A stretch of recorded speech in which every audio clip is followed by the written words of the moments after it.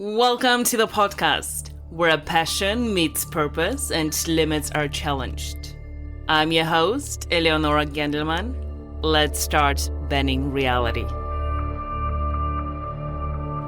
Wouldn't it be amazing to be disciplined all the time? Wouldn't it be amazing to be disciplined all the time in every area of your life? It sounds amazing to be disciplined all the time, doesn't it? Disciplined in every area of your life. Always doing the right thing, always choosing what's good for us. But if you really think about it, that's not what we actually want. We don't want to be forcing ourselves all the time. We don't want to rely on willpower non-stop. Willpower is like a muscle. Use it too much and it gets tired, fatigued.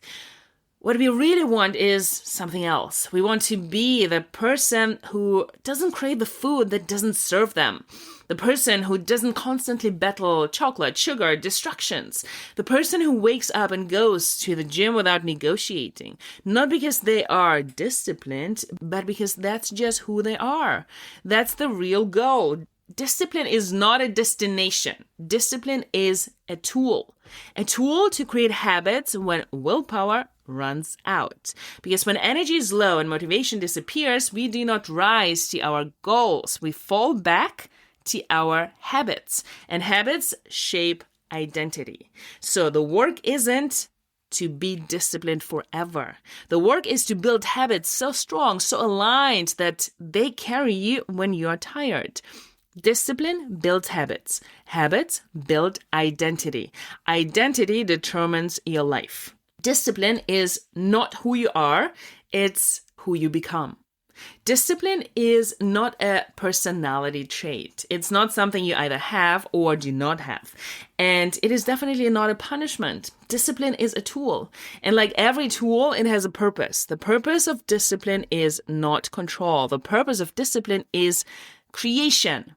Most people think discipline means forcing yourself, overriding your body signals, fighting resistance, being hard on yourself. That is not discipline. That's survival mode, wearing a productivity mask. Real discipline is not aggressive. It's intentional. Discipline is the bridge between intention and habit. And habit is the bridge between action and identity. Discipline is temporary. Identity is permanent. Discipline is not meant to last forever. You don't discipline yourself for life. You use discipline until something becomes automatic. Discipline creates repetition. Repetition creates habit. Habit creates identity. And once identity is formed, discipline becomes not needed. You don't discipline yourself to brush your teeth, right? You don't discipline yourself to speak your native language, right? You don't discipline yourself to be who you already believe you are. You act from identity because this is just who you are. So why does discipline feel hard in the beginning? Discipline feels hard not because you are weak, but because you are asking your nervous system to leave the familiar space, to do something unknown, to do something new, to do something unfamiliar, to be someone new. Your body loves what it knows, even if what it knows is not good for us. So when you introduce discipline, your system says, this is unfamiliar. This requires energy. This might be unsafe. Let's just not do this. It is resistance. And resistance does not mean failure. Resistance is a signal of identity shift, that you are getting out of that comfort zone and doing something new and something different. Habits are identity in action. Every habit answers one question. Who am I becoming when I do this repeatedly? You don't become disciplined by thinking about discipline. You become disciplined by doing small, repeatable actions that confirm a new self-image. Each habit is a vote. A vote for, I'm someone who keeps promises to myself. A vote for, I'm someone who shows up. A vote for, I am someone who leads myself. Discipline without clarity leads to burnout. If you use discipline without clarity of identity, you will exhaust yourself because effort without meaning drains energy. If you use discipline to do something every day without actually knowing, why am I doing this? At some point, you will lose interest and you will feel very exhausted and tired. Discipline must be attached to who you are becoming, not just what you are doing. Any goal we set, it is not about that goal actually. It is about who am I becoming in the process. And that becoming needs some new strategies, needs some new structures, and needs some new habits. So ask yourself, who am I becoming in the process of doing this thing every day? Not how long do I have to do this? Ask yourself, who am I becoming if I keep doing this every day? Who am I becoming? Is it that version of myself that I want to become? If yes, this will pull you towards that goal. This will give you the energy. This will give you that strength to keep going. So you are not forcing yourself every day thinking, I have to do this, but you are practicing becoming someone new. You are practicing becoming that new version of yourself, that future self. That practice comes from vision. When you frame discipline as a practice, your nervous system relaxes because you're not fighting yourself. You are just educating yourself. You are practicing a new skill. You don't need to be perfect. You are just practicing. Let's talk about the role of environment in discipline. Discipline does not live in isolation. If your environment constantly pulls you towards distraction, comfort, or chaos, discipline will feel hard. The goal is not push through. The goal is to support the process. The goal is to set yourself up for success. So design your environment so that discipline is required only at the beginning, not every single time. So here's the sequence. Discipline says, do it today. Habit says, this is what we do every day. Identity says, this is who I am. So focus on what can I do today.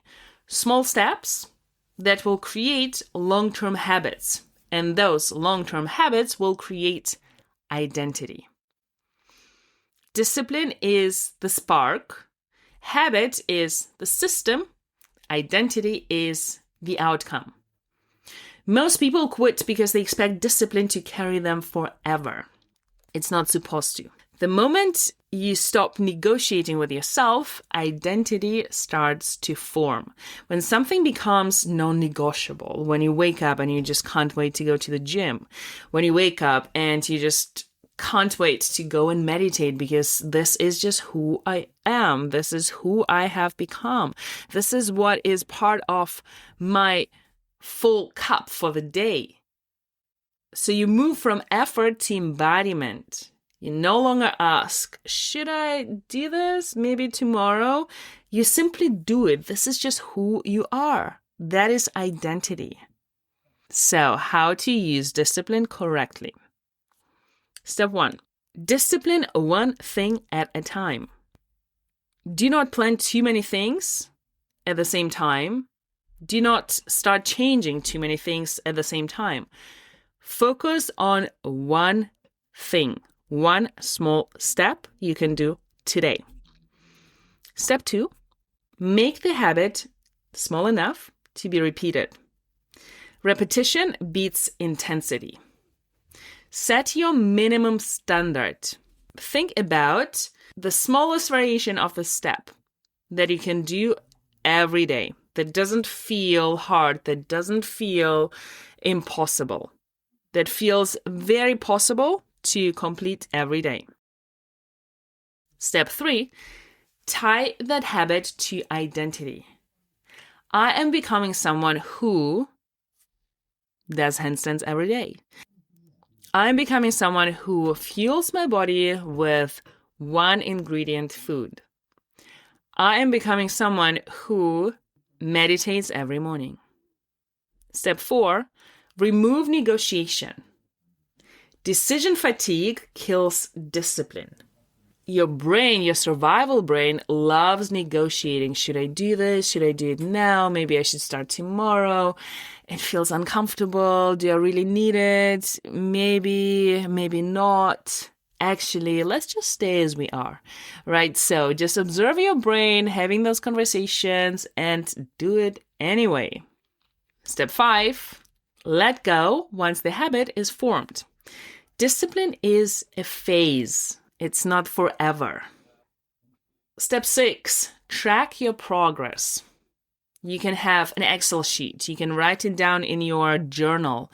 Track your progress because brain loves progress. Track your progress and see it as data, not something you have to master every day. See it as data and see how you can adjust the structure, adjust the process. So you still have the same goal, the same result you want to achieve, but track your progress. This will give you a lot of useful information. The highest form of discipline is self-respect. It's choosing long-term alignment over short-term relief. It's trusting yourself enough to follow through. It's knowing that every small action is shaping who you are becoming.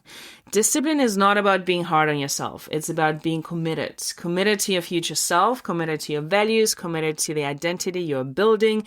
And once your identity is built, discipline fades into who you are. If you found this episode valuable, please rate, review, and share with someone who would benefit as well. Thank you for choosing yourself, doing the work, and creating change. Keep living with purpose.